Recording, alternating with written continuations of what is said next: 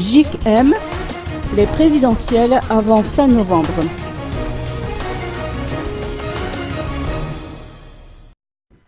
La communauté internationale exige à ce que le premier et le deuxième tour des élections présidentielles se tiennent avant fin novembre 2013. C'est ce qui ressort de la déclaration effectuée par la délégation de médiateurs de la SEDEC et les représentants de l'Union africaine, respectivement dirigés par Joachim Chissano et Ramtan Lamamra. Face à l'urgence, le JIC-M et la CENIT se sont réunis ce matin. La commission électorale consent ainsi à publier un nouveau calendrier électoral dans les plus brefs délais. Le chef de délégation de la SEDEC a rassuré à cet effet que la communauté internationale est prête à soutenir la CENIT dans le processus électoral malgache, mais à certaines conditions. Je crois que ça c'est le souhait du peuple malgache et nous avons appelé au calme au peuple malgache, que tous contribuent pour qu'il y ait des élections et que les élections se déroulent dans un climat de paix. Éviter la prise d'attitudes qui puissent créer des affrontements, de la violence. Madagascar a besoin d'avoir un climat de paix pour pouvoir résoudre des problèmes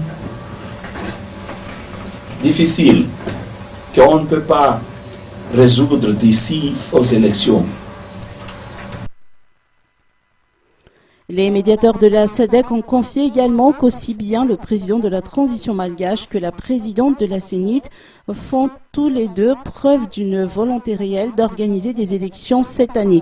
D'ailleurs, le numéro 1 de la transition s'est engagé personnellement à déployer tous les moyens nécessaires en vue d'atteindre ses objectifs électoraux lors d'un entretien qu'il a eu avec la délégation de la SEDEC hier.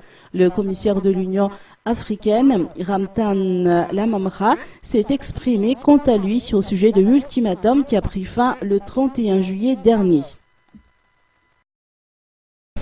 Nous sommes, en tant que communauté internationale, tout à fait désireux de promouvoir une situation de pluralisme démocratique et électoral dans le pays qui permettrait au peuple souverain de choisir entre toutes les sensibilités.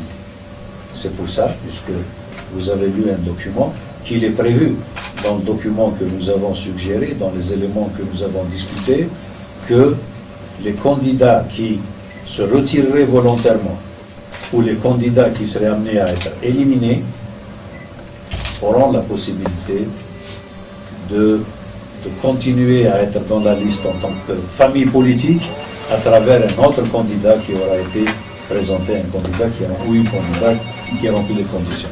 Le reste devient une question de stratégie et de choix politique. Pour notre part, nous souhaitons une participation optimale. Il ne s'agit pas simplement de telle ou telle personnalité, il s'agit surtout des familles politiques et des sensibilités politiques afin que le peuple souverain puisse avoir un large choix et s'exprimer en toute connaissance de cause. Donc nous encourageons la participation la plus large, aussi bien aux élections qu'au niveau de la liste des candidats. Nous l'avons déjà dit cela.